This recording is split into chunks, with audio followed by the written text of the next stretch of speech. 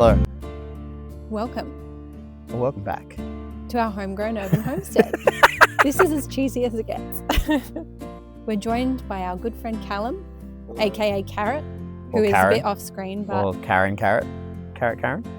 our last video on allelopathy. So allelopathy.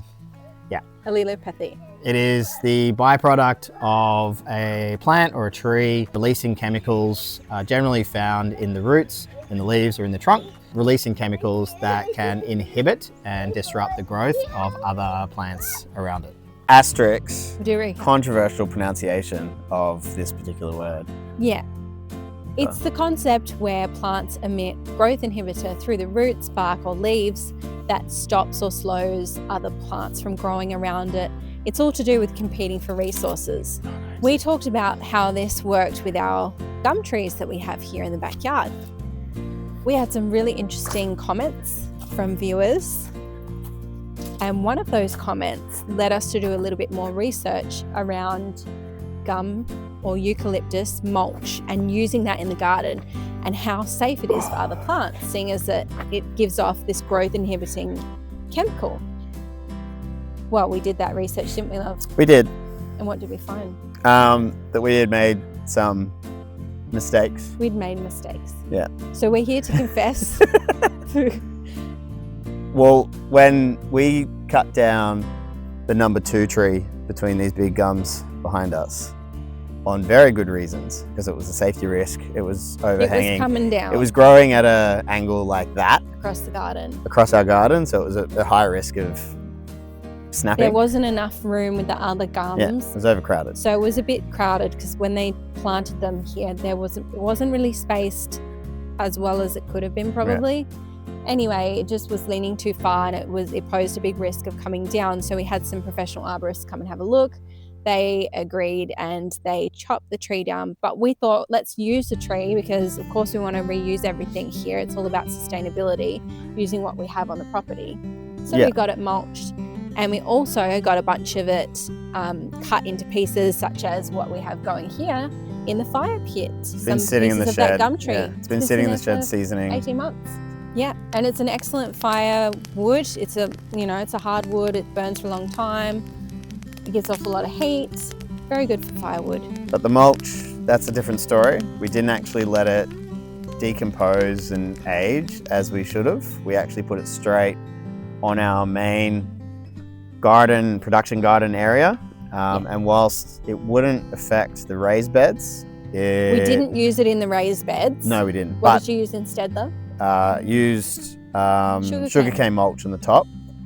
So the raised beds should have been fine, but we used eucalyptus mulch on the main, on the ground around there. And that probably is the reason why some of our other plants that we put in the ground perished. Yeah. And on reflection, that could very well be the case because we had made sure obviously they had enough water and nutrients, so it potentially did impact on some of those plants. A couple of proteas, I'm not sure what else they were, but a couple of things that didn't actually make it and they struggled.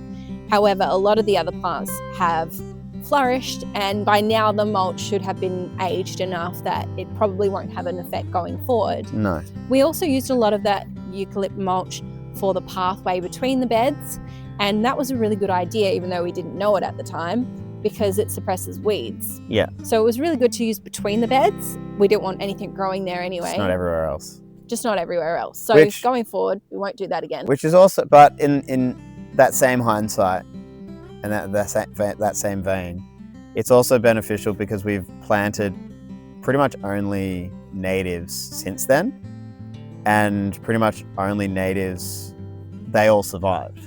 Yeah. Because they are quite accustomed to a lot of the natives growing alongside eucalyptus. And so they have actually done very well. Some of the kangaroo paws, not so much. A tip going out for you guys watching, if you're going to use eucalyptus mulch, age it. Yeah. At least 18 months is what we're reading online. Yeah, 12 to 18 months, yeah. Don't use it straight away. I think it's best to avoid doing that.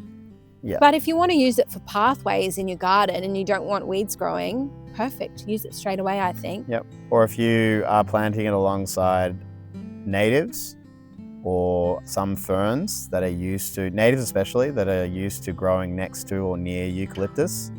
I've read a nodding saltbush as a good example, but there's a list online of natives that are accustomed to growing next to eucalyptus. And there's also things like your low maintenance succulents, your low maintenance herbs, so things like basil, oregano, coriander. Those sort of plants seem to also be resistant to allelopathic.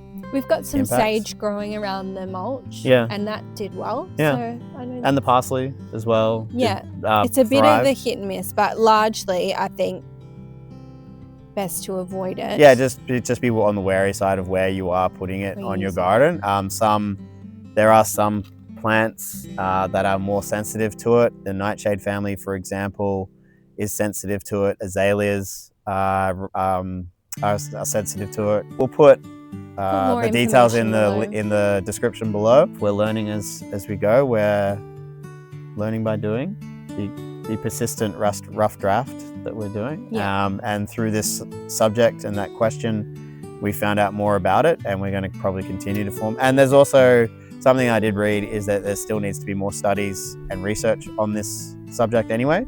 So even the people who are studying it don't know everything about it either. So that's also a process in itself. I mean, it's a chicken. It makes sense, and it serves a purpose, this allelopathy, because gum trees need so much nutrients and water from the soil. Yeah. They can't have a bunch of plants growing all around them and crowding them out. And that's also going to be dangerous for gum trees if they don't get enough nutrients, because they're so huge. Imagine if they, suddenly died. That would pose a tremendous risk. That also reminded me of another thing we read, the symbiotic relationship between eucalypts and fire. The traditional relationship is fire helps eucalypts regrow, sort of respawn new life. By eucalypts drying out the surrounding area and stopping other plants growing and drying them out, and then creating the fertile conditions for fire to exist. Lots of kindling. Yeah. Also the natural oils. It's combustible. Yeah, so from the eucalypt itself. The perfect environment for bushfire, essentially. Which Australian plants can benefit and from. Thrive from. In certain controlled ways. Yeah. Not when it goes out of control, as it often does these days. Often due to poor land management. Yeah. But anyway, so all that aside, it's just we are learning more about this. Thank you for the comments, especially from two particular individuals that have highlighted there. Not just eucalyptus mulch, but also we got a comment about their favourite peppermint tree, for example, that had similar effects to their surrounding area. They're so insightful, your comments, and they get us thinking and they get us doing research.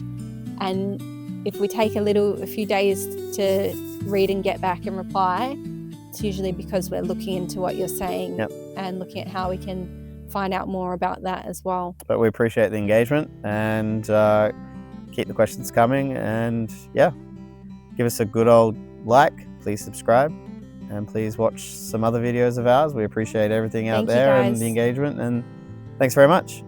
Bye.